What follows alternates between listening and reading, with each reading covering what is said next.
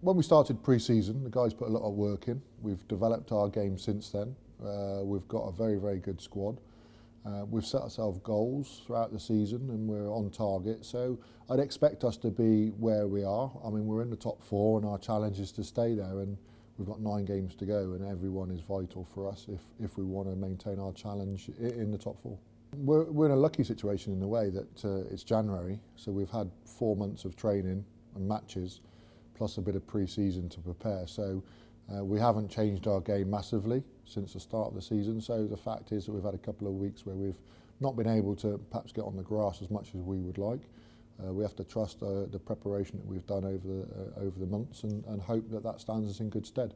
One thing you can't control is the weather. So there's not a lot you can do about it. You can try to find different venues and bits and pieces, but you know the weather in this country at the moment is all over the place. So it makes it very difficult.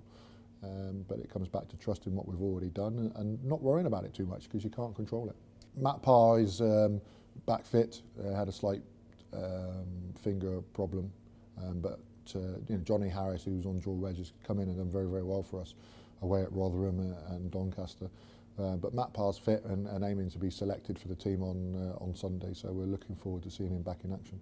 Joe Duffy was obviously banned for 6 weeks, so he's not played too much of a part, but he's chomping at the bit back. And you know, again, Sean Moulton, who's come in and probably progressed a lot over the last probably 2 or 3 games in particular.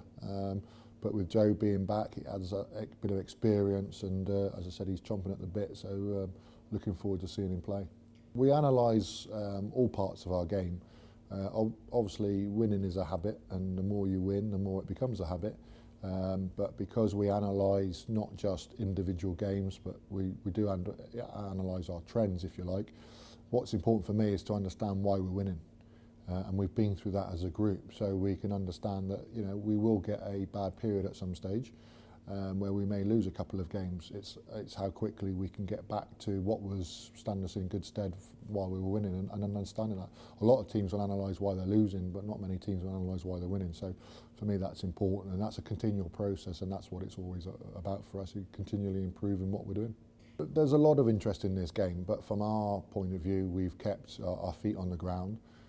I see it as another game along our journey, and that's how we've looked at it as a players. We haven't said to the players it must be a must-win game. We haven't said that it's Bedford. I mean, we know we're playing Bedford. We know it's a big game, but there's no added pressure because we've set goals and targets throughout the season, and we're almost on target to where we want to be. And this is another game along that journey.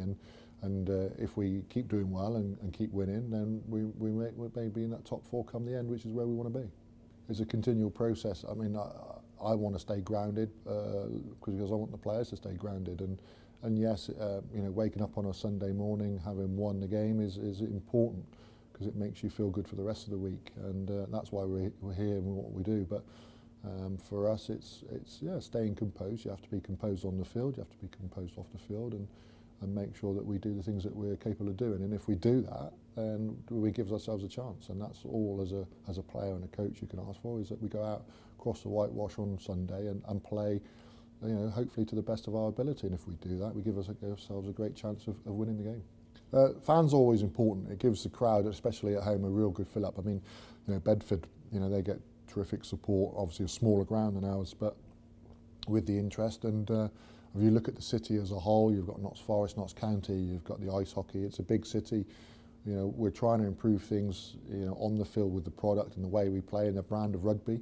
What's important is we improve the product off the field as well, and hopefully more people will come and support us, and that has a massive effect on the players and the club, and that's really important. And so I'd urge everyone to come down and spend a really good afternoon looking at a really good game of rugby, and if they enjoy it, come back again, and hopefully that will continue.